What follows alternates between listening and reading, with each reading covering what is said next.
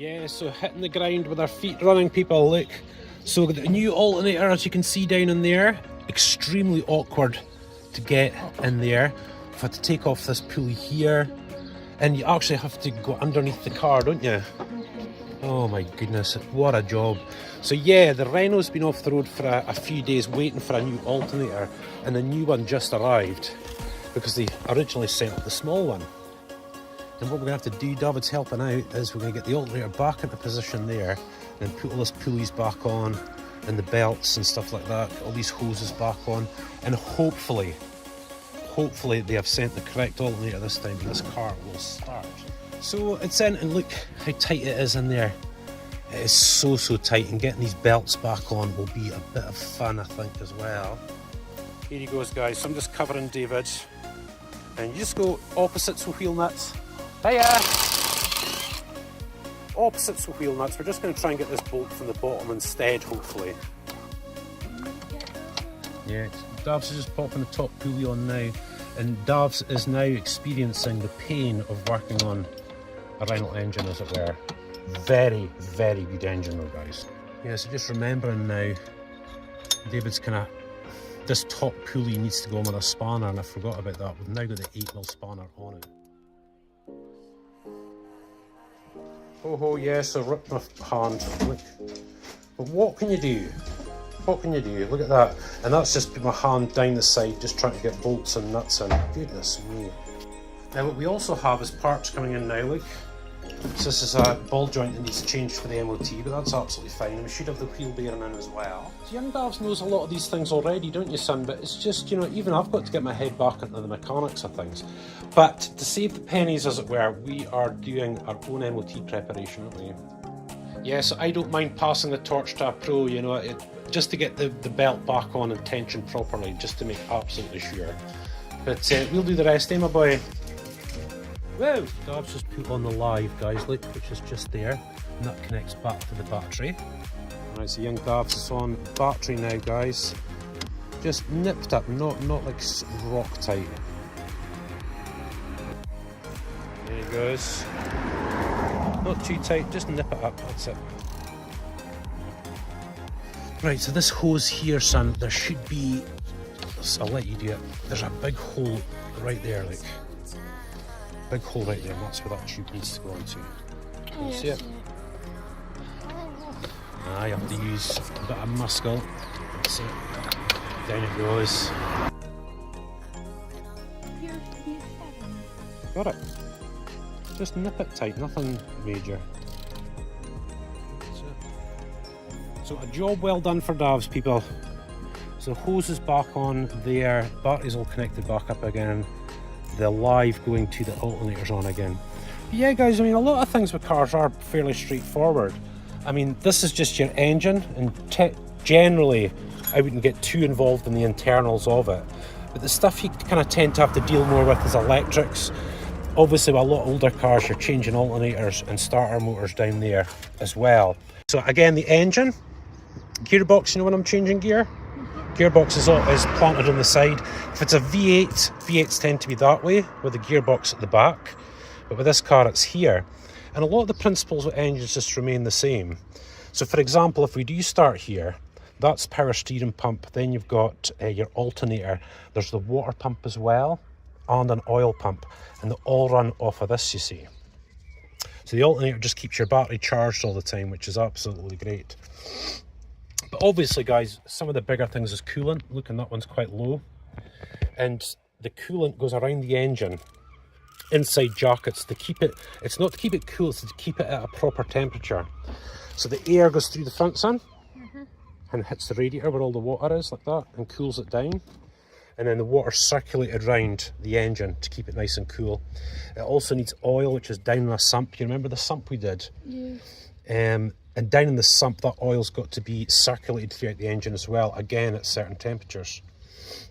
And of course on this car you'll find power steering, just the normal stuff these days, power steering, all those bits and pieces, air conditioning. But most stuff you can do yourself.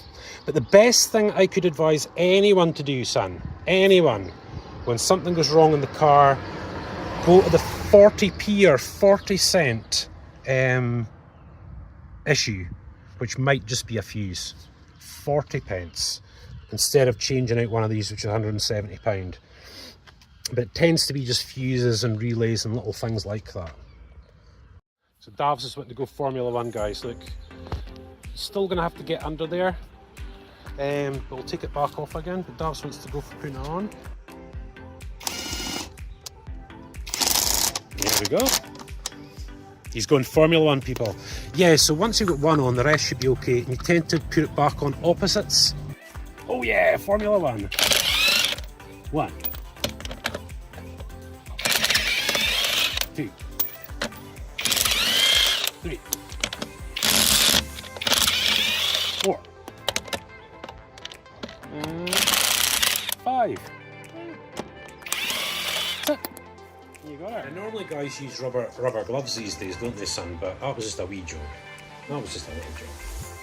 Food! Food, David's favourite pastime. Well, no. So here me and David are up to see Herbie, eh, boyo?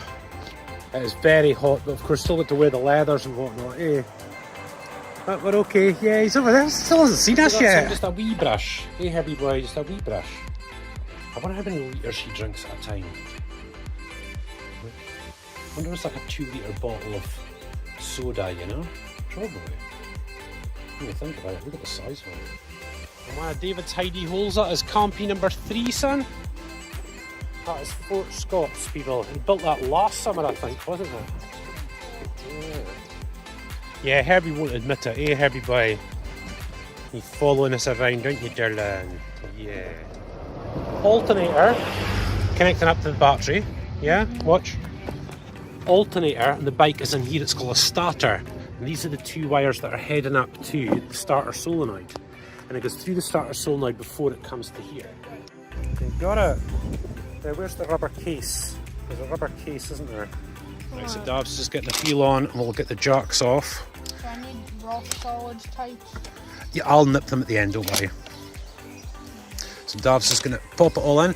Yeah, so we've got the alternator in. My mate just came round and did the belt, which is great. Started up the car, it seems okay, so now we're going to take it out, aren't we, son?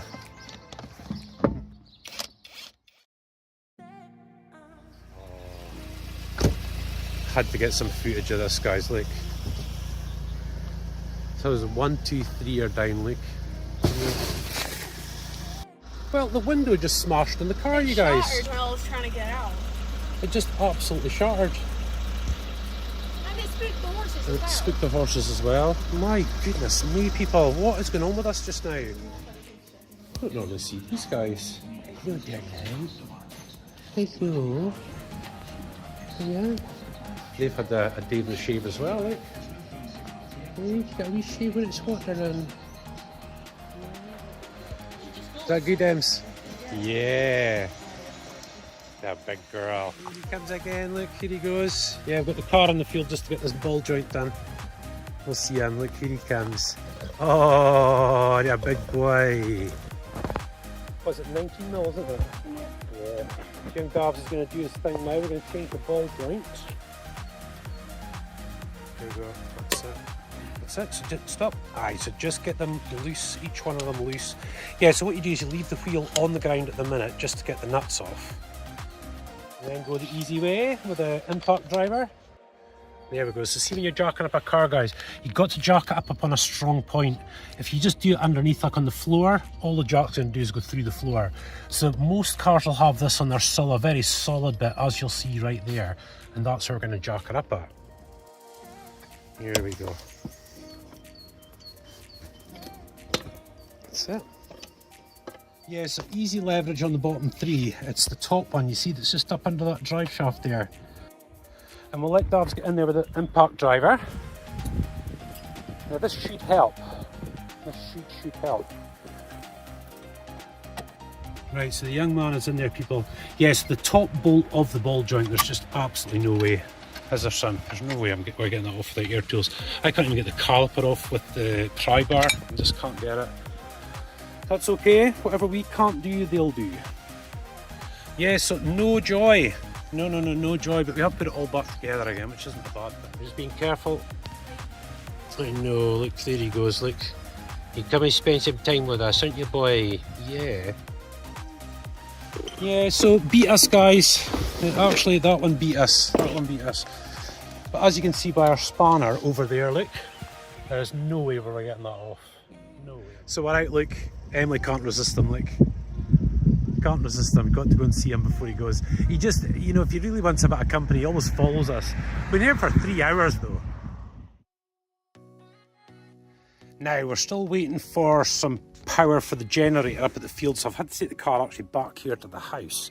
And what I'm going to try and do is cut the ball joint off for the grinder instead and just replace it with a new one because it is not moving. Just cutting this bolt off now. Let me just get you underneath here because I can see it. You see the top part of that?